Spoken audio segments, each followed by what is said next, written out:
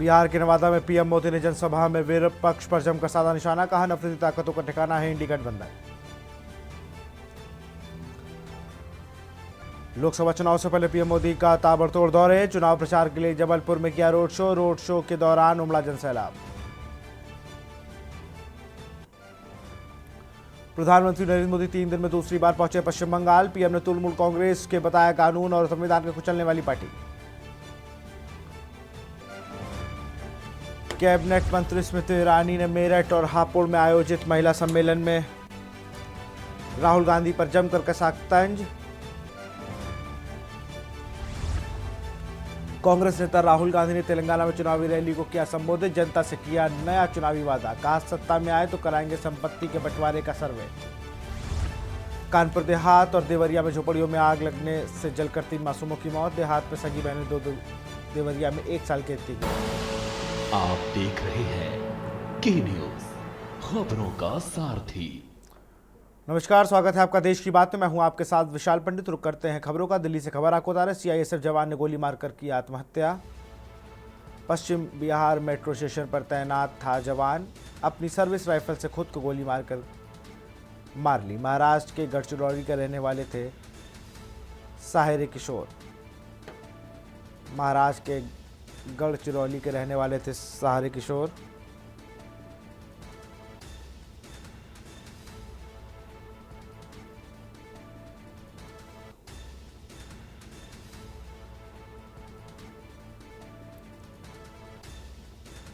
अपनी service rifle से खुद को मारी गोली।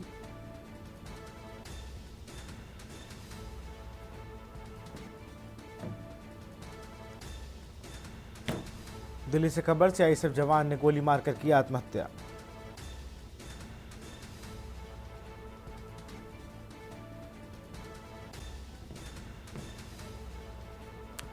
अपनी सर्विस राइफल से खुद को मारी गोली।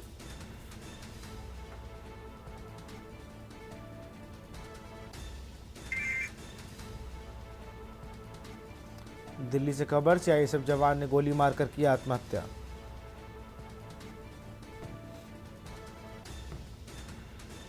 पश्चिम बिहार मेट्रो स्टेशन पर तैनात था सिपाही।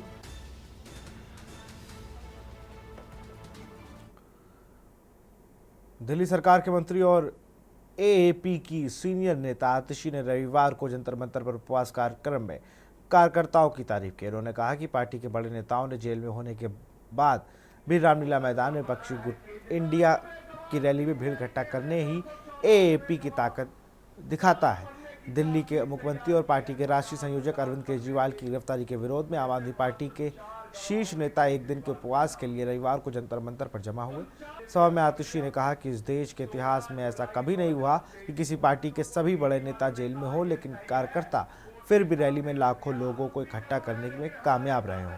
इसे बीजेपी की नींद उड़ गई है। दिल्ली विधानसभा अध्यक्ष रामनिवास गोयल, उपाध्यक्ष राखी बिला, मंत्री आतिशी, गोपाल राय और इमरान हुसैन सहित एएपी के कई वरिष्ठ नेता सुबह 11 बजे राष्ट्रीय राजधानी के जंतर मंतर पर दिन भर के सामूहिक उपवास में शामिल हुए। एएपी की दिल्ली इकाई के संयोजक गोपाल राय ने लोगों से केजरीवाल की गिरफ्तारी के विरोध में उपवास में शामिल होने की अपील की। ये आज तक इस देश के इतिहास में कभी नहीं हुआ होगा कि एक पार्टी के सारे बड़े नेता जेल में थे, लेकिन फिर भी लाखों लोगों की रैली रामलीला मैदान में इन सब कार्यकर्ताओं ने खड़ी कर दी। लाखों लोगों को लेके आ गए, भारतीय जनता पार्टी के नेताओं की नींद उड़ा दी। ये है आम आदमी पार्टी के कार्यकर्ता का जज्बा। आप सबकी ये हिम्मत है जिसकी वजह से इन तानाशाहों की नींद उड़ी हुई है, क्योंकि उन्हें पता है कि आखिरकार सच्चाई जीतेगी, संघर्ष जीतेगा, बच्चों के लिए शिक्षा जीतेगी, बुजुर्गों के लिए तीर्थ यात्रा जीतेगी और आखिरकार जीत अरविंद केजरीवाल की होगी, आम आदमी पार्टी की होगी और इस देश की आम जनता की होगी। ये इन तानाशाहों को पता है। हरियाणा रोडवेज कंडक्टर से एक युवती ने अपना बकाया लेने के लिए भिड़ गई, जिसमें उसने 15 रुपए के टिकट के लिए कंडक्टर को 500 रुपए का नोट दिया था, तो कंडक्टर ने पहले खुले पैसे मांगे। जब ने नहीं दिए तो टिकट के पीछे बकाया लिखकर थोड़ी देर बाद बकाया देने की बात कही, जिस पर युवती तैश में आ गई और जबरदस्ती कंडक्टर से अपना 500 का नोट छीनने लगी। इसमें कंडक्टर ने हाथ में पकड़े नोट फट गए और ई टिकटिंग मशीन भी टूट गई। बस में सवार यात्रियों ने इस मामले का वीडियो बना लिया। हालांकि यह घटना 4 अप्रैल की है।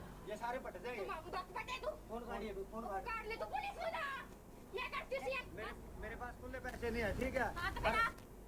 ये क्यों बोल रहा है कि तेरा बाप देगा पैसे? ठीक है, कोई बात नहीं।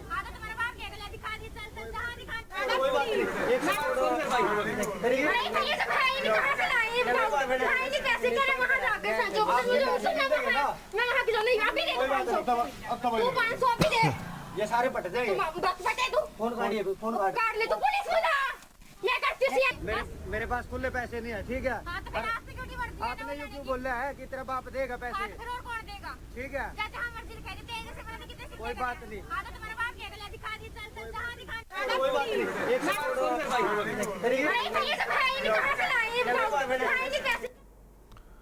सिरसा संसदीय क्षेत्र में पार्टी प्रत्याशी की जीत तय करने के लिए बीजेपी ने अपनी पूरी ताकत झोंक दी। हरियाणा के मुख्यमंत्री नायब सिंह सैनी 3 दिन में दूसरी बार क्षेत्र पहुंचे। उन्होंने टोना में आयोजित विजय शंखनाद रैली को संबोधित करते हुए कहा कि भारतीय जनता पार्टी की डबल इंजन की सरकार ने देश और प्रदेश में जो विकास की गंगा बहाई है उसका हर भारतीय पूरा लाभ ले रहा है।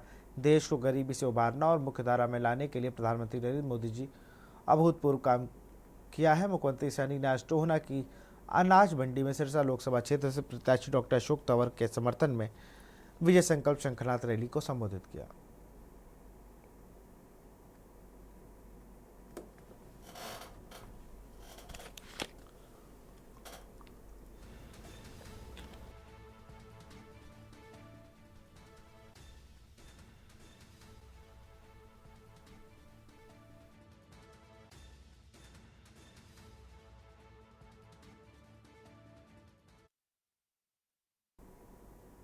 खबर हनुमानगढ़ से है, जहां लोकसभा आम चुनाव को सफलतापूर्वक संपन्न करवाने को लेकर पुलिस व प्रशासनिक अधिकारी काफी सतर्क नजर आ रहे हैं।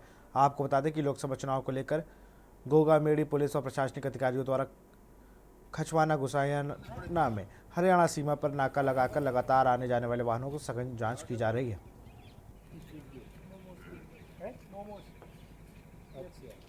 कितनी साल हो गए यहाँ पर? 7-8 साल हो गए। मेड़ता उपखंड के गोटन थाना क्षेत्र में पुलिस और Rajasthan state mining and mineral विभाग द्वारा संयुक्त कार्रवाई करते हुए लाइमस्टोन से भरे 4 डंपर को जब्त किया है। इस संबंध में जानकारी लगने पर मीडिया कर्मियों द्वारा Rajasthan state mining and minerals के अधिकारियों से जब कार्रवाई की जानकारी चाहिए तो मौके पर आए अधिकारी अपने आप को अधिकृत न बताते हुए पल्ला झाड़ते नजर आए।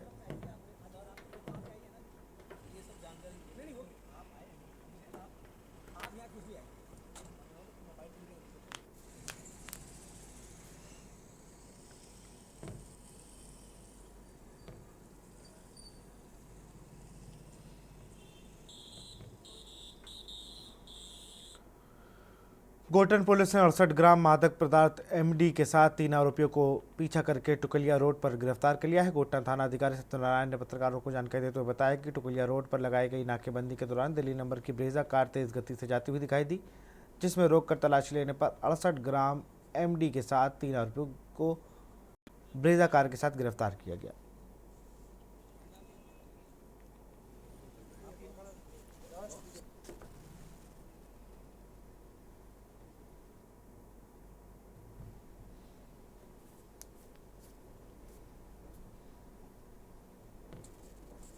एक बार गाड़ी में बैठा था।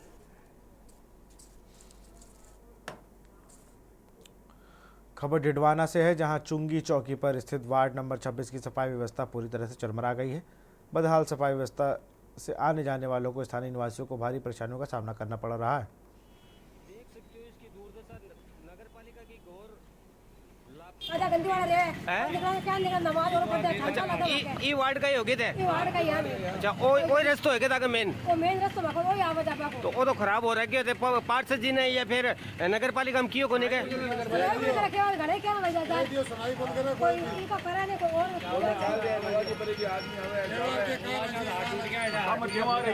पागल बना साथी पागल बना को काम किसो वार्ड है नगर पालिका सुनाई क्यों कौन कर रही वार्ड नंबर 26 से केता केता था क्या आज समीना नाल टूटे पड़े हाथू बाबू डेरा बडो गाड़ी घोड़ा और उतना दुख आ रही है। अच्छा दिल्ली माई नाला पड़ी है नाला की एक भी आप खुद ही अच्छा थे गली का ही हो गया हमारे तो सारे दुकान है गली का टबर भी पड़ गई मोहल्ला का ये। अच्छा रास्ता बनी देरी बिल्कुल ही भाटा टूटा पड़ा बच्चा पड़े और पड़े कोई सुनाई नहीं। खबर हनुमानगढ़ के नोहार से है, जहां अवैध मादक पदार्थों की तस्करी के खिलाफ नोहार पुलिस की ओर से अभियान चलाया जा रहा है। पुलिस द्वारा नशा तस्करी करने वाले लोगों की लगातार धरपकड़ की जा रही है। थाना अधिकारी ईश्वरानंद शर्मा की कमान संभालने के बाद यह अभियान लगातार गति पकड़ रहा है।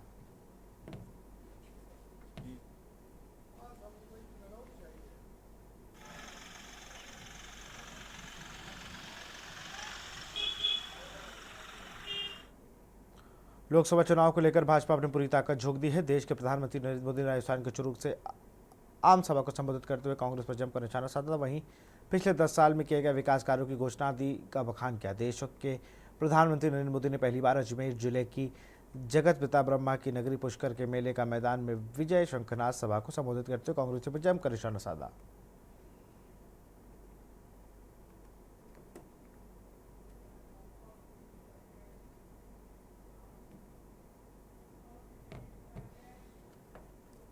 पाकिस्तान के बॉर्डर पर बसा राजस्थान का बीकानेर अपने किलों और मंदिरों और भुजिया के लिए जाना जाता है। बीकानेर लोकसभा सीट पर अनुसूचित जाति के लिए रिजर्व है। 2004 से इस सीट पर बीजेपी का कब्जा है। केंद्रीय कानून और न्याय मंत्री अर्जुन राम मेघवाल बीकानेर से 3 बार सांसद का चुनाव जीत चुके हैं। इस बार भी बीजेपी ने उन्हीं पर भरोसा जताया है। कांग्रेस ने राजस्थान के पूर्व मंत्री गोविंद राम मेघवाल को टिकट दिया है। इस रिपोर्ट में देखिए।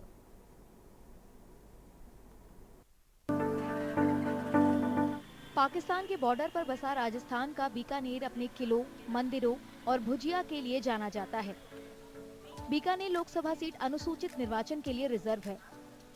2004 से इस सीट पर बीजेपी का कब्जा है।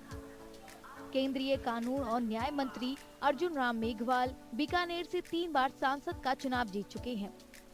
इस बार भी बीजेपी ने उन्हीं पर भरोसा जताया है। कांग्रेस ने राजस्थान के पूर्व मंत्री गोविंद राम मेघवाल को टिकट दिया है। अर्जुन राम मेघवाल को उम्मीद है कि उनके कराए गए विकास की वजह से उन्हें जीतने में कोई दिक्कत नहीं होगी। देखिए, ये मेरा सौभाग्य है कि मुझे प्रधानमंत्री जी ने कानून मंत्री जैसा महत्वपूर्ण दायित्व दिया और ये सही है कि इस देश के पहले कानून मंत्री बाबा साहब भीमराव अम्बेडकर थे। अगर दलित समाज की बात करें तो मैं दूसरा ऐसा कानून मंत्री हूँ। इसका असर समाज में भी है और जो बाबा साहब के फॉलोइंग करने वाले जो नागरिक हैं उनमें भी है और इसका असर आपको चुनाव में भी नजर आएगा। कांग्रेस का कहना है कि 15 सालों में विकास के केवल वादे ही किए गए हैं। ये 3 बार जीतने के बावजूद भी आज पूरे बीकानेर पार्लियामेंट में कहीं भी अपना काम नहीं गिना सकते। एक भी गांव में नहीं जाते, एक भी कार्यकर्ता को नहीं जानते। यहाँ तक कि जो बीजेपी का वर्कर है वही परेशान है। मुझे ऐसा नेता पहली बार मिला है। ये जारी जानकारी मुझे गांव में जाने के बाद मिली है कि मैं पूरे पार्लियामेंट में करीब मैंने 200 गांव निकाल लिए, अभी मुझे 500 गांव और निकालने हैं। लेकिन मुझे फील इस बात का हुआ है कि पहला आदमी है कि किसी गांव में इसका पत्थर नहीं लगा है, कहीं भी इसने कोटा नहीं लगाया है। बीकानेर शहर बीचों बीच बना रेल ट्रैक लोगों की परेशानी की सबसे बड़ी वजह है। लोगों की मांग है कि इस पर ओवर ब्रिज बनाना चाहिए जिससे ट्रैफिक की समस्या से निजात मिल सके। इसके अलावा बाईपास की मांग भी लंबे समय से लटकी पड़ी है। फाटक की बहुत बड़ी समस्या है साहब। दोपहर में दिन भर बंद रहता है। ये दोपहर में 1:30 बजे से लेकर 2:30 बजे तक बहुत बच्चे परेशान होते हैं। स्कूल से आते हैं बच्चे बहुत परेशान होते हैं, गर्मी में खड़े रहते हैं यहाँ पे, इसलिए बहुत समस्या। MP MLA कोई ध्यान नहीं दे रहा है सब, पर कोई होता नहीं है यहाँ पे, कोई काम नहीं हुआ आज तक। LED भी पास हुई थी वो भी नहीं हुई। अंडर ब्रिज का भी कहा, वो भी कुछ नहीं, उसके बारे में सब सैंपल वगैरह लिए गए, वो भी कुछ नहीं उसके बारे में। सर बहुत बड़ी समस्या है ये, दिन में 20-30 कोई अनलिमिटेड है, ये कितनी बार बंद होता है। इंसान को कहीं जाना होता है इमरजेंसी में तो बेहोश हो जाता है, वो एम्बुलेंस या कोई पेशेंट है और है कोई डिलीवरी वाली है, बहुत बड़ी समस्या है और कोई सरकार ने अभी तक इससे राहत नहीं दिलाई हम लोगों को। इतनी परेशानी साहब, आज इतने वर्षों से कोई भी राजनेता ने कभी कोई इंटरेस्ट ही नहीं लिया, न रेलवे ले रही है न ये ले रहे हैं। इस धूप में आप जानते हो कितना परेशानी होती है। हम तो कहते हैं ये समस्या समाधान हो तो बीकानेर की आधी समस्या हल हो जाती है, पूरी हो जाएगी करीब। अब आप देखो इस तरफ भीड़ है, इस तरफ भीड़ है, लोग इधर भी खड़े उधर भी खड़े, कम से कम 15-20 मिनट लग जाएंगे निकलने के लिए, और ये धूप जान ले रही है। 2019 के लोकसभा चुनाव में बीजेपी के नेतृत्व वाले एनडीए गठबंधन ने राजस्थान की सभी 25 सीटें जीती थी। राजस्थान में 2024 के आम चुनाव 2 चरणों में होंगे। बीकानेर में पहले चरण में 19 अप्रैल को वोटिंग होगी। खबर डिंडोरी है। भाजपा के स्टार प्रचारक विजय वर्गीय पहुंचे डिंडोरी। विधानसभा कार्यकर्ताओं को क्या संबोधित। बूथ लेवल के कार्यकर्ताओं में जोश भरा और हर कार्यकर्ता को मजबूती से काम करने की बात कही। जीतू पटवारी की बात का जवाब तो मैं ही नहीं देता हूं तो मोदी जी क्या देंगे। भाई प्रश्न कौन पूछ रहा है इसके ऊपर और किससे पूछ रहा है ये तो देखना चाहिए ना। पहले अपनी जीतू पटवारी जी कांग्रेस बचा के रखो बच्चे। अभी जब से अध्यक्ष बने हो, जब से आधी कांग्रेस खाली हो गई, आप तो जितने कांग्रेस के कार्यकर्ता उनको बचा के रखो, उसके बाद फिर प्रश्न पूछो।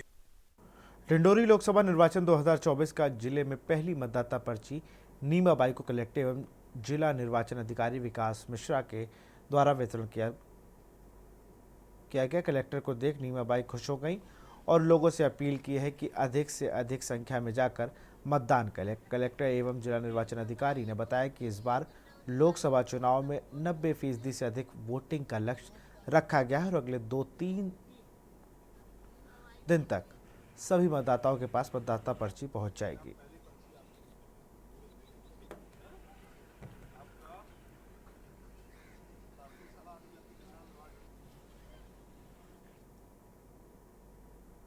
अब रुक करते हैं खबर छत्तीसगढ़ का। राजनांदगांव लोकसभा चुनाव इसी महीने 26 तारीख को है और अब चुनाव में मात्र 19 दिन रह गए।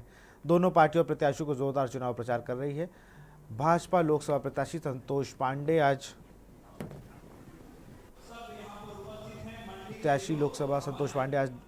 डोंगरगढ़ में दौरे में थे और दूसरे कांग्रेस के अधिकृत प्रत्याशी पूर्व मुख्यमंत्री भूपेश बघेल राजनांदगांव शहर में दौरे में थे। आज भूपेश बघेल का गला भी बैठा हुआ था, फिर भी उन्होंने पुराने कार्यकर्ताओं के घर पहुंचकर चर्च में हो रही पूजा में सम्मिलित हुए। नांदगांव शहर में नगर निगम क्षेत्र में जितने भी प्रतिष्ठित नागरिक हैं, हमारे पार्टी के वरिष्ठ लोग हैं और बहुत सारे सामाजिक संगठन हैं, सबसे मिलने जुलने का कार्यक्रम है और सभी जगह जा रहे हैं और खूब आशीर्वाद लोगों को मिल रहा है। बड़े बुजुर्ग भी शुरू से कांग्रेस का झंडा उठाया, उन घरों में भी जाने का अवसर आज मिला, तो मेरे लिए सौभाग्य की बात है। और शहर में भी वातावरण धीरे धीरे सुधर रहा है, कांग्रेस के पक्ष में आ रहा है। पंडेरिया पश्चिम परिक्षेत्र के अंतर्गत लगातार अग्नि दुर्घटना की रोकथाम एवं बचाव के लिए भरसक प्रयास किए जा रहे हैं। करवदा वन मंडल अंतर्गत पंडेरिया पश्चिम परिक्षेत्र में लगातार सैटेलाइट एवं भारतीय वन प्रशिक्षण FSI के माध्यम से चिन्हांकित हो रही हैं। अग्नि दुर्घटना के परिक्षेत्र में अधिकारी एवं कर्मचारियों के द्वारा सतत प्रयास किए जा रहे हैं। FSI के द्वारा लगातार अग्नि दुर्घटना के संदेश प्राप्त हो रहे हैं।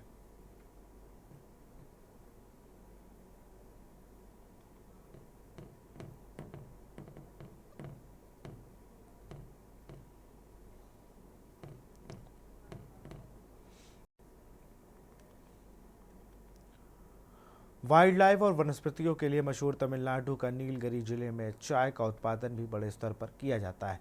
नीलगिरी लोकसभा क्षेत्र की ज़्यादातर आबादी चाय उद्योग पर निर्भर है। इससे जुड़े 2 लाख से ज़्यादा लोगों ने कहा कि उद्योग के सामने गहरा संकट की वजह से उन्होंने राजनेताओं पर विश्वास खो दिया है। इस रिपोर्ट में देखिए। वाइल्ड लाइफ और वनस्पतियों के लिए मशहूर तमिलनाडु के नीलगिरी जिले में चाय का उत्पादन भी बड़े स्तर पर किया जाता है। नीलगिरी लोकसभा क्षेत्र की ज्यादातर आबादी चाय उद्योग पर निर्भर है। इससे जुड़े 2 लाख से ज्यादा लोगों ने कहा कि उद्योग के सामने गहराते संकट की वजह से उन्होंने राजनेताओं पर विश्वास खो दिया है। लगभग 2500 करोड़ रुपए के सालाना कारोबार वाले छोटे चाय उत्पादक लगातार घाटे के कारण चाय उद्योग से किनारा करने लगे हैं।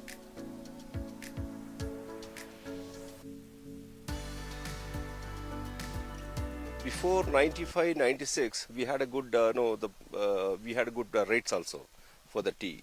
Now after that, it's coming down little by little. So year 2001, when Vajpayee was there, when he was Prime Minister, we went. He gave us 2 rupees, 3 rupees support price also. That time we had a little bit difficult. So from then it's coming down every year. आंकड़ों के मुताबिक नीलगिरी में 350 चाय कारखानों में से 160 ने स्थायी रूप से परिचालन बंद कर दिया है और बाकी कारखाने भी बंद होने के कगार पर हैं। The small growers, those are having 2 acres, 3 acres, all are going selling it because facing a lot of problems. Labours, whatever comes from the revenue coming from the tea estates, it's all going to the labours only. We are not getting anything. So it means 1,000 rupees we're getting, hardly 50 to 100 rupees the balance will be there for the growers. Otherwise, a bit difficult to manage the teas now. And not only that, in between there was some rules. The Kenyan tea and Sri Lankan tea is coming into India. स्थानीय लोगों का कहना है कि अब ये कारोबार कुछ बड़े कारोबारियों के लायक ही रह गया है। कुछ लोगों का ये भी कहना है कि ज्यादा सैलरी की वजह से चाय कारोबारियों को नुकसान उठाना पड़ रहा है। See, more than 50,000 students in a year they pass out and they come from this agriculture background. So if there is a streamline where students are interested in various categories like tea, coffee and vegetations, all like this, they can get into the field as a project, so they can help the farmer to understand the technical parameters where they can help the farmers to improve the crop by giving an agronomical support. Nilgiri जिले में तकरीबन 65,000 छोटे बड़े चाय उत्पादक हैं। चाय की खेती, चाय की पत्तियों को तोड़ने, परिवहन और प्रोसेसिंग से हजारों लोगों को काम मिलता है। டீ ஃபேக்டரியில் வேலை செய்கிறது ஒரு நாளைக்கு 500 ரூபா சம்பளம் அவ்வளோதான். ஏன்னா காட்டில் இலை பறிக்கிறது, கத்தில பிடுங்கிறது அந்த மாதிரி தான். காலையில் 8, 8:30 ஸ்டார்ட் செய்யும், 4:30 முடியும். 4:30 லீவு ஞாயிற்றுக்கிழமை மட்டும்தான். பின்ன ஏதாவது கவர்மெண்ட் லீவ் இருந்தால் கொஞ்சம் லீவு தான். नीलगिरी में 19 अप्रैल को वोट डाले जाएंगे।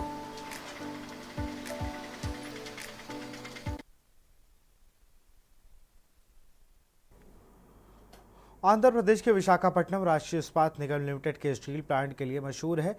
आंध्र प्रदेश में विधानसभा और लोकसभा चुनाव में एक अहम मुद्दा बना हुआ है। इस रिपोर्ट में देखिए। आंध्र प्रदेश का विशाखापट्टनम राष्ट्रीय इस्पात निगम लिमिटेड के स्टील प्लांट के लिए मशहूर है।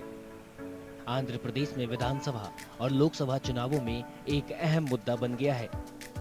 तकरीबन 10,000 परिवार इस स्टील प्लांट से चलते हैं।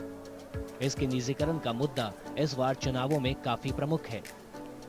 RINL स्टील प्लांट विशाखापट्टनम की साख से जुड़ा हुआ है। केंद्र सरकार ने जनवरी 2021 में इसके निजीकरण का ऐलान किया था। तब से ही इसके खिलाफ आवाज उठ रही है। स्टील प्लांट के कर्मचारी और ट्रेड यूनियन भी इसके निजीकरण का विरोध कर रहे हैं। Ignoring all these things and to kill the sentiments of Andhra people, this central government has taken a decision. It is not fair at all. Now the elections are coming. All the political parties, even including the YSR Congress in the state, Telugu Desam Party, Janasena, even the state leaders of BJP are also supporting the cause of Visakhapatnam Steel Plant. It should not be privatized. Now what we request Modi ji in the NDA government in the coming elections, they should think that if they want to end the affection and love of the Andhra Pradesh people, they should declare Visakhapatnam Steel Plant should not be privatized. Bharat मुथुकुमिल्ली ने TDP के ticket पर विशाखापट्टनम से 2019 का चुनाव लड़ा था, लेकिन जीत नहीं पाए थे। वे भी निजीकरण के खिलाफ हैं। We are completely against the privatization of the steel plant. In the last 5 years, we've been a very vocal opponent. The current state government has been a mute spectator and inadvertently abetting this privatization of the steel plant, which is very unfortunate. And I participated in many protests. I've spoken with the employees, with the union workers. YSRCP की उम्मीदवार बोच्चा Jhansi Lakshmi Vizianagaram seat से सांसद रह चुकी हैं। वे भी निजीकरण का विरोध कर रही हैं। ఆ రోజే నేను మా స్టీల్ ప్లాంట్ అనేది ఇక్కడ విశాఖ స్టీల్ ప్లాంట్ విశాఖ ఉక్కు ఆంధ్ర హక్కు అనే నినాదం ఇక్కడ మాకున్నది. ఇక్కడ ఎంతమందో ప్రాణాలు అర్పించి మరి ఈ ప్రాంతంలోని ఉక్కు పరిశ్రమను స్థాపించుకున్నారు.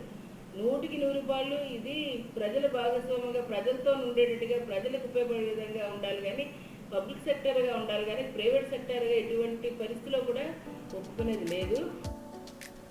चुनावी काल में विशाखापट्टनम के RINL स्टील प्लांट का भविष्य अधर में लटक गया है। RINL स्टील प्लांट का क्या होगा, चुनावी नतीजे ये तय करेंगे। इस लिहाज से चुनावी नतीजों पर पूरे देश की निगाहें टिकी है।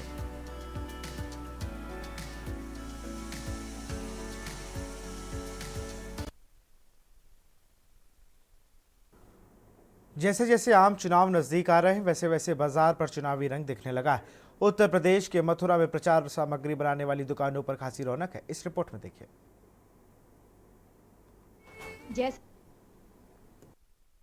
जैसे आम चुनाव नजदीक आ रहे हैं वैसे वैसे बाजार पर भी चुनावी रंग दिखने लगा है। उत्तर प्रदेश के मथुरा में प्रचार सामग्री बनाने वाली दुकानों पर खासी रौनक है। झंडे का काम तो सही चल रहा है। पहले हम साड़ी का काम करते थे तो साड़ी तो थोड़ी डाउन हो गई है और अब झंडे का काम आ रहा है तो हम सही है। हालांकि प्रचार सामग्री तैयार करने वाले कुछ कर्मचारियों का कहना है कि इस बार काम बहुत कम है। पहले आते थे चुनाव वगैरह थोड़ा बहुत काम वगैरह मिलता था। इस बार ही ना चुनाव का कोई रुख दिख रहा है, ना कुछ दिख रहा है, ना कोई काम धंधे दिख रहे हैं। थोड़ा बहुत चल रहा है, मजदूरों की रोजी रोटी चल रही है हमारी, बस इसी पर चल रहा है। वैसे दूसरी किसी पार्टी के मुकाबले बीजेपी के झंडों की मांग ज्यादा है। चुनाव चल रहा है, चुनाव में काम ठीक चल रहा है। हाँ, चुनाव का बहुत कम है काम, ज्यादा काम नहीं है, थोड़ा थोड़ा काम आ रहा है। और चुनाव में झंडे मैंने छाप रहे हैं, आप किसी पार्टी छाप रहे हैं? थोड़ा बीजेपी के भी छप रहे हैं, तो कांग्रेस की बहुत क्वांटिटी कम है और बहुजन समाज पार्टी की भी बहुत कम है, समाजवादी की भी कम है और बीजेपी का थोड़ा बहुत चल रहा है। आजादी के बाद पहला आम चुनाव 1951-52 में हुआ था और तब इसमें 4 महीने का वक्त लगा था। इस बार चुनाव आयोग ने 16 मार्च को चुनावी तारीखों का ऐलान किया था। इस तरह से इस बार चुनावी प्रक्रिया 82 दिन में पूरी होगी। दिनों के लिहाज से ये आंकड़ा पहले आम चुनाव के बाद दूसरे नंबर पर है। लोकसभा चुनाव इस बार 7 चरणों में होने हैं। 19 अप्रैल से शुरू होकर 1 जून को खत्म होंगी और वोटों की गिनती 4 जून को होगी।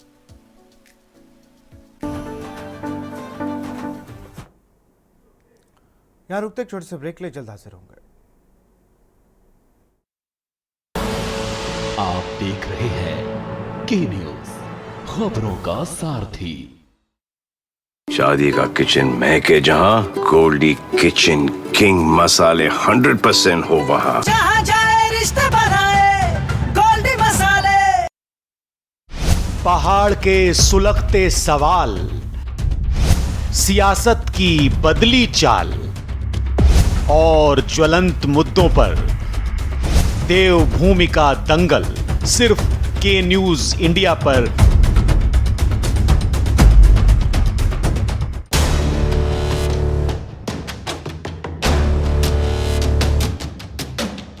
देश के हर गांव, हर शहर उठेगी खबरों की लहर। रोज होगी आपकी बात, जब मैं करूंगी देश की बात। आप देख रहे हैं के न्यूज, खबरों का सारथी। ब्रेक के बाद आपका स्वागत है। खबर बहराइच से है। रेलवे द्वारा रास्ता बंद किए जाने पर लोग आक्रोशित हो गए हैं। मोहल्ले वासियों ने सांसद आवास घेर कर प्रदर्शन किया। सुरक्षा दीवार फांद कर मोहल्ले वासी आने को मजबूर है। थाना दरगाह के मोहल्ला बख्शीपुरा का पूरा मामला बताया जा रहा है।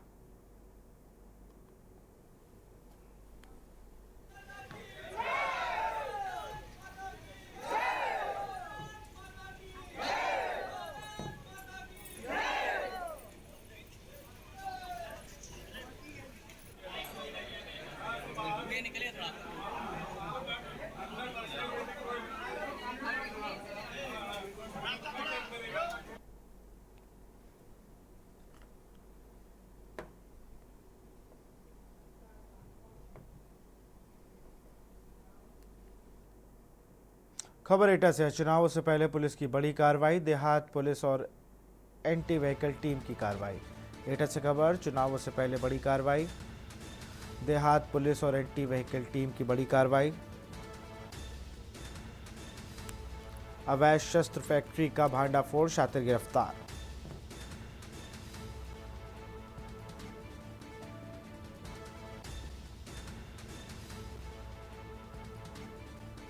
एटा से खबर, चुनाव से पहले पुलिस की बड़ी कार्रवाई।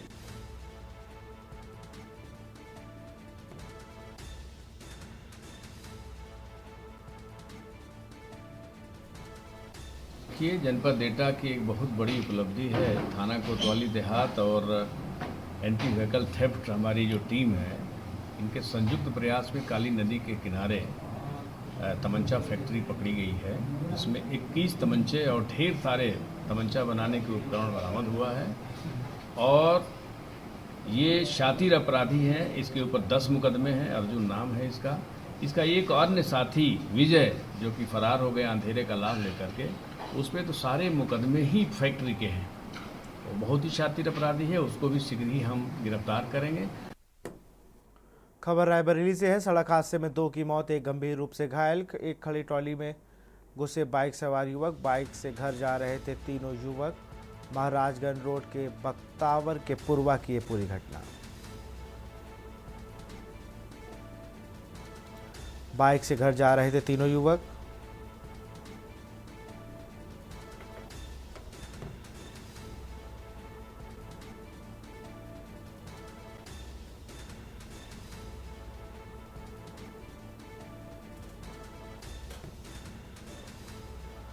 खड़ी ट्रैक्टर ट्रॉली में घुसे बाइक सवार की मौत।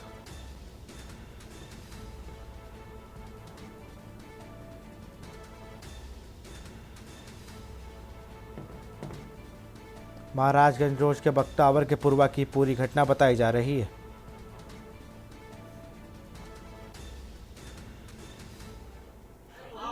शाम 7 बजे के आसपास एम्बुलेंस द्वारा 3 युवक जिनकी उम्र करीब 20 से 25 साल के बीच में रही होगी, उनको लाया गया। उनमें से 2 की ऑलरेडी मृत्यु हो चुकी थी, नाम और पता उनका ज्ञात नहीं है। तीसरा युवक जिसका नाम बब्बू था, सलेथू का रहने वाला है, तो उसको हालत काफ़ी गंभीर थी, उसको तुरंत अर्जेंट प्राइमरी ट्रीटमेंट करके जिला अस्पताल रेफर कर दिया गया है।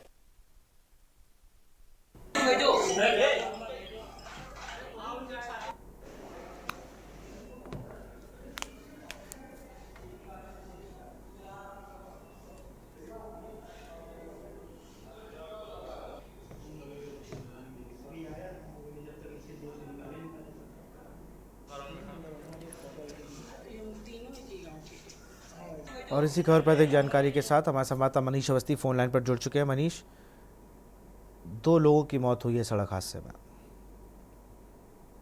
बात करें तो ये पूरा मामला हरचंदपुर थाना क्षेत्र का एक महाराजगंज रोड पड़ता है। उसी रोड पर एक बख्तावर का पूर्वा है, जहां पर हरचंदपुर की तरफ से ही एक बाइक थी जिस पर 3 लोग सवार थे। वो अपने घर यानी कि बराहुआ जा रहे थे। कुछ ही दूर पहुंचे थे कि वहां पर एक ट्रैक्टर ट्राली रोड पर ही खड़ा था और ये इनकी तेज गति थी कि जो बाइक थी उसकी तेज रफ्तार थी और ये अपनी गाड़ी को कंट्रोल नहीं कर पाए और जाकर पीछे से ही ट्रैक्टर ट्राली में घुस गए, जिससे मौके पर ही 2 बाइक सवारों की मौत हो गई है। फिलहाल जैसे ही स्थानीय लोगों की इसकी जानकारी, उन्होंने आनंद फानन एम्बुलेंस की मदद से तीनों को सीएससी नजदीकी सामुदायिक स्वास्थ्य केंद्र पहुंचाया, जहां पर डॉक्टर ने 2 लोगों को मृत घोषित कर दिया। वहीं एक की हालत को गंभीर देखते हुए जिला अस्पताल रेफर कर दिया गया है। फिलहाल जिला अस्पताल रेफर किया गया है, उसकी हालत चिंताजनक बताई गई है और डॉक्टरों ने उसका जिला अस्पताल में उपचार करने के बाद लखनऊ ट्रॉमा सेंटर रेफर कर दिया, जहाँ वो मौत की जंग लड़ रहा है। विशाल, बहुत बहुत शुक्रिया तमाम जानकारी के लिए मनीष आपका। तो रायबरेली में सड़क हादसे में 2 की मौत, एक गंभीर रूप से घायल।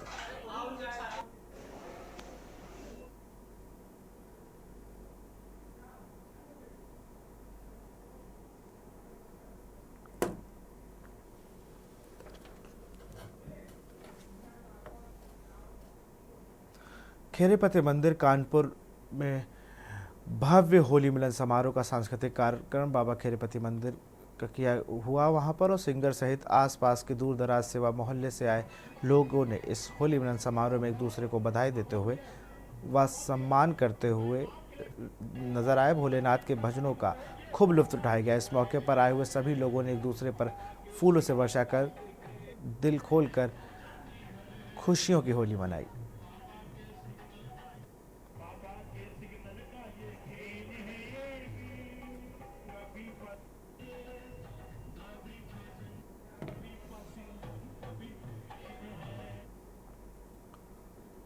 लोकसभा चुनाव का बिगुल बजते ही सभी पार्टी चुनावी प्रचार प्रसार में जुड़ गई हैं। वहीं बीएसपी भी पूरे जोर शोर से साथ चुनाव मैदान में है। बिजनौर लोकसभा सीट से बीएसपी के प्रत्याशी चौधरी विजेंद्र सिंह भी लोकसभा क्षेत्र में जगह जगह जाकर चुनाव प्रचार कर रहे हैं। साथ ही लोगों का आशीर्वाद लेते नजर आ रहे हैं। केडीयू संवाददाता राजू शर्मा ने चौधरी विजेंद्र सिंह से एक्सक्लूसिव बातचीत की।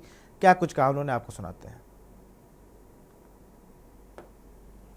24 लोकसभा चुनाव का जो बिगुल है वो बज चुका है और बिजनौर लोकसभा में विजेंद्र चौधरी का जो प्रचार है बड़ी तेजी से चल रहा है। विजेंद्र चौधरी हर गांव हर कस्बे में जा रहे हैं और लोगों से वोट करने की अपील कर रहे हैं। विजेंद्र जी, बड़ी पूरी तैयारी है लोकसभा चुनाव को लेकर, कह रहे हैं कि सब मेरा परिवार है। किस तरीके से परिवार को आश्वासन दिया जा रहा है और कैसे इन लोगों की जो समस्या है उसका समाधान किया जाएगा? देखिए, मैं परिवार वालों को आश्वासन नहीं दे रहा। परिवार वाले मुझे ये आश्वस्त कर रहे हैं और अपना आशीर्वाद दे रहे हैं। बिजनौर लोकसभा का एक का घर मेरा परिवार है और मैं इस परिवार का हिस्सा हूँ। परिवार ने ये ठान लिया है भाई अपने को जिताना है, बाहरी को नहीं लाना है यहाँ पर। भाई रात को कम से कम 12 बजे, 2 बजे, 4 बजे, 6 बजे मुझे आवाज़ तो लगा सकते हैं। भाई बाहर वाले को कहाँ से लाएंगे पकड़ के? तो ये सबसे बड़ा है। और लोग आ रहे भाई विकास करेंगे। अरे हमारे घर का क्या विकास करोगे? तुम लोग तो अपनी जेबों का विकास कर रहे हो। हमारे तो घर में जो भी विकास की जरूरत है हम आपस में तय कर लेंगे। बताओ भाई, गलत कह रहा हूँ? चौधरी विजेंद्र सिंह। बड़ी समस्या जो सड़कों की है वो भी बताई जा रही है। बिजनौर तक यहाँ से लेकर और बिजनौर तक जो सड़कें हैं वो टूटी पड़ी है। लोग परेशान हो जाते हैं, घंटों घंटों लग जाते हैं। एक तरफ मोदी जी कह रहे हैं सड़कों का जो बड़ा जाल है वो बिछा दिया, लेकिन हकीकत इससे अलग है। भाई देख लो, सड़क के नाम पे गड्ढे हैं। मेरे हिसाब से तो ये कहना चाहिए भाई गड्ढों के अंदर सड़क है।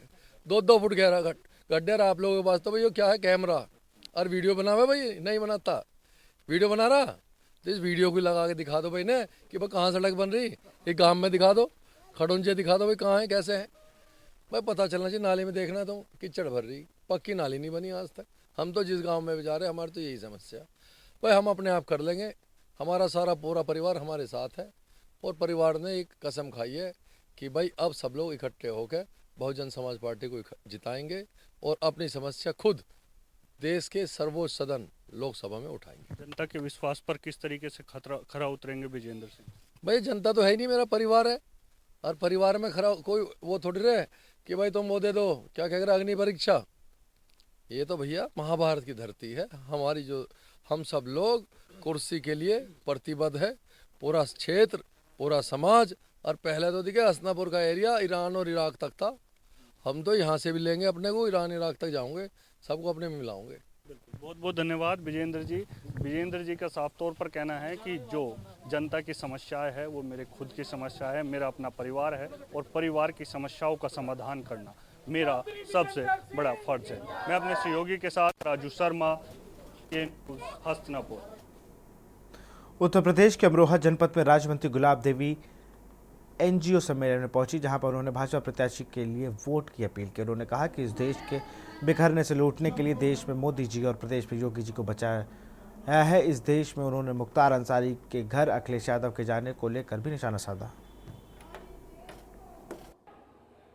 जिसकी जैसी विचारधारा होती है उस तरीके की बात करता है।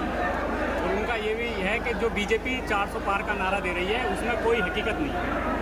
ये तो समय बताएगा कि वास्तविकता क्या है। पूरा देश भाजपा में हो रहा है, मोदी में हो रहा है। अब वो ये तो कहेंगे, इसके अलावा उनके पास कहने को कुछ भी नहीं है। वर्तमान में जो चुनाव के जो है तारीखें तय हो चुकी हैं, इसको लेकर क्या कहेंगे? जो तारीखें तय हो चुकी हैं चुनाव की, क्या कहेंगे उसको लेकर? देश भर में चुनाव है लोकसभा का। देश भर में चुनाव है, 400 से पार जाएंगे और इतने पार जाएंगे कि कोई सोच भी नहीं सकता।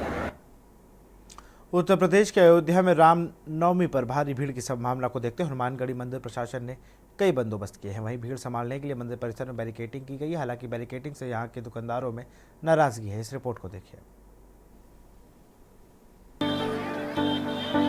उत्तर प्रदेश के अयोध्या में रामनवमी पर भारी भीड़ की संभावना को देखते हुए हनुमानगढ़ी मंदिर प्रशासन ने कई बंदोबस्त किए हैं। भीड़ संभालने के लिए मंदिर परिसर में बैरिकेडिंग की गई है।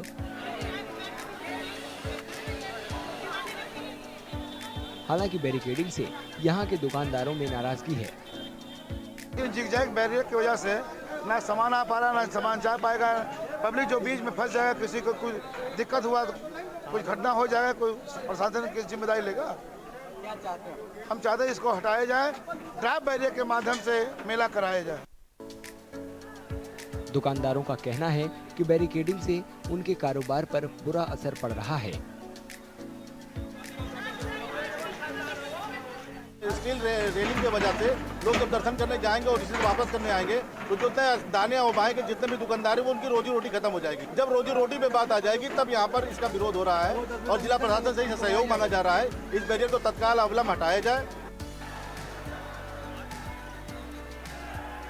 हनुमानगढ़ी मंदिर प्रशासन ने रामनवमी पर लगने वाले सालाना मेले के दौरान की जाने वाली व्यवस्था पर विचार के लिए पिछले हफ्ते बैठक की थी।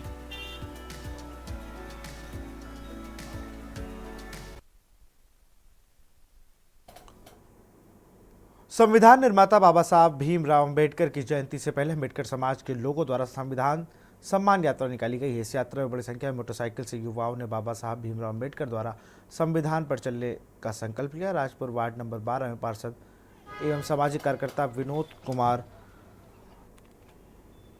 पिन्नू ने और सुमित हिदेश भी इस कार्यक्रम में मौजूद रहे और बड़ी संख्या में यात्रा मौजूद लोगों ने जय भीम जय भारत के नारे लगाए। देखिए, आपने बोला कि बाबा साहब ने काम किए थे। बाबा साहब ने काम नहीं किए थे, ये हिंदुस्तान ही बाबा साहब के नाम पे चल रहा है। जो आज हम एक समाज में उठ रहे हैं, बैठ रहे हैं, इवन हमें क्या कहते हैं, खाने पीने और इज्जत से मान से रहने का सभी अधिकार ही बाबा साहब ने दिया है।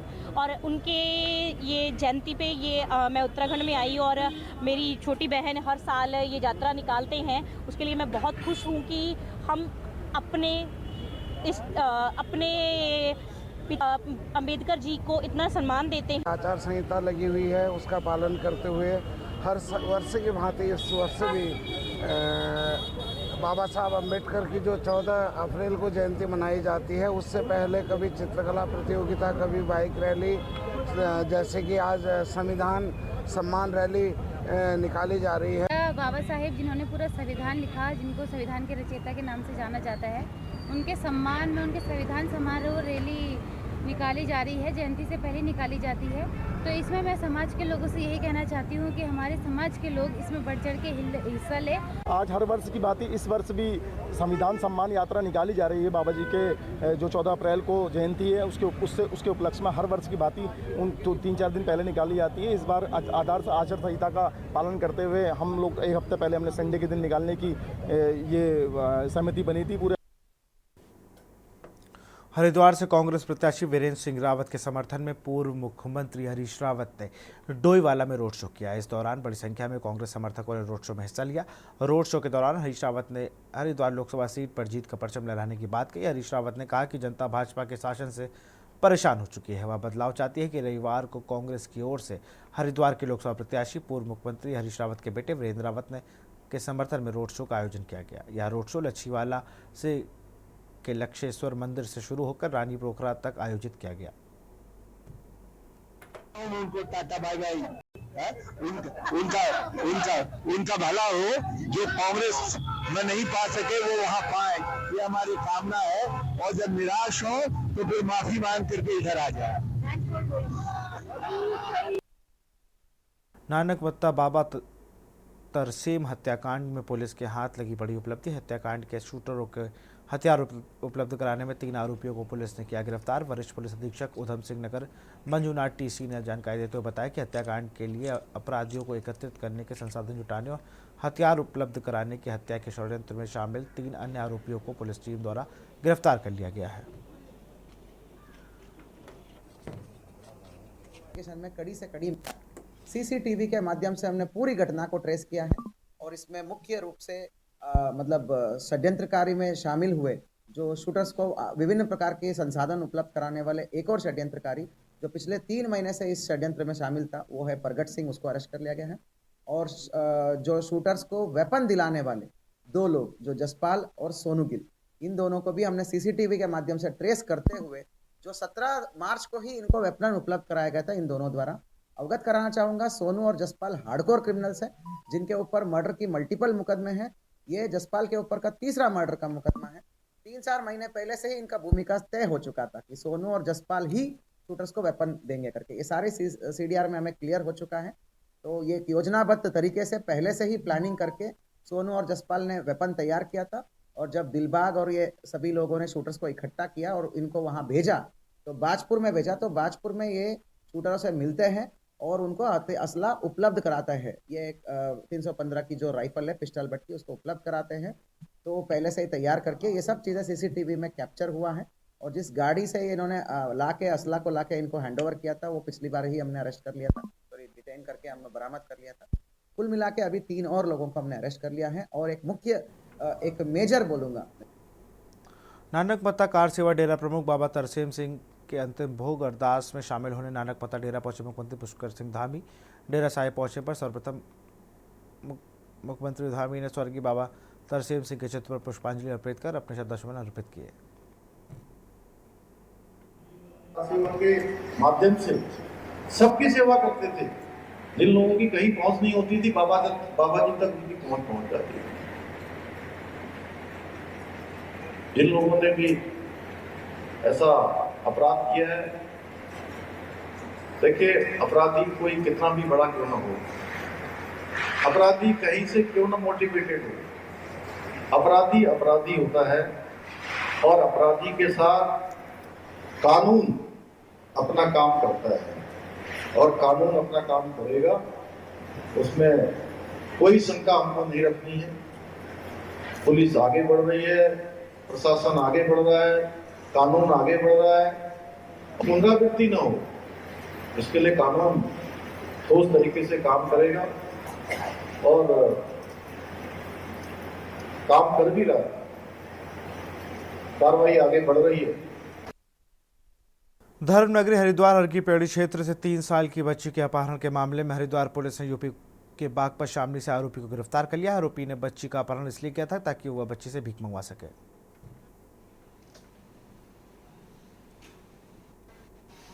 1 मार्च के दिन थाना कोतवाली क्षेत्र में एक महेंद्र यादव नामक व्यक्ति ने कभी पंजीकृत कराया था, जिसमें यह व्यक्ति अपना मुंडन कराने के बच्चे के आया था और जहां पर इसकी एक 3 वर्ष की बच्ची का अपहरण कर लिया गया था। पुलिस ने इस मामले को संज्ञान में लेकर गंभीरता से हम लोगों के द्वारा प्रयास किए गए। इसकी रिकवरी पुलिस के द्वारा की गई है और जो मुख्य अभियुक्त है जिसके द्वारा इस बच्ची को चोरी किया गया था, उसको पुलिस ने गंभीर धाराओं में अरेस्ट करके जेल भेजा गया। उस पर सख्त कार्रवाई की जाएगी। सोमवार को पड़ने वाली सोमावती अमावस्या पर देश के कोने कोने से लाखों की संख्या में श्रद्धालु हरिद्वार मां गंगा में आस्था की डुबकी लगाने पहुंचे। भारी भीड़ को देखते हुए हरिद्वार पुलिस प्रशासन द्वारा सुरक्षा के पुख्ता इंतजाम किए जा रहे हैं। मेला क्षेत्र के 5 सुपर जोन, 16 जोन और 39 सेक्टर में बांटा गया है और एडीजी एपी अंशुमन द्वारा सोमवती अमावस्या स्नान पर्व पर सकुशल संपन्न कराने के लिए पुलिस अधिकारियों के साथ बैठक में दिशा निर्देश दिए गए। ये सोमवती अमावस्या का जो स्नान है वो हिंदू धर्म की मान्यताओं के अनुसार बहुत ही महत्वपूर्ण है और इसमें लाखों की संख्या में श्रद्धालु आते हैं और इस दिन में स्नान पर्व को सेलिब्रेट करते हैं। इसके लिए इसके दृष्टिगत ही हमने पुलिस की जो भी तैयारी होती है उस तैयारी को सुनिश्चित किया है। इस संबंध उसको सुपर जोन, जोन और सेक्टर में डिवाइड करके कुशल अधिकारी के नेतृत्व में हम पुलिस बल को तैनात करते हैं। इसमें तमाम तरह के जो हमारे एंसिलरी यूनिट्स हैं उनको भी लगाते हैं, जैसे बीडीएस की टीम होती है और अन्य एटीएस की टीम वगैरह होती है, ये सभी इसमें लगाई जाती है। तो तमाम जो सुरक्षा के इंतजाम हैं हम उसके अनुरूप करेंगे। हाँ, ट्रैफिक के संबंध में भी व्यापक व्यवस्था की गई है। रास्तों से जो आने वाली भीड़ होती है उसके लिए व्यापक व्यवस्था की गई है। फिलहाल देश की बात में इतना ही। देखते रहिए के न्यूज़ इंडिया। नमस्कार। आप देख रहे हैं के न्यूज़, खबरों का सारथी।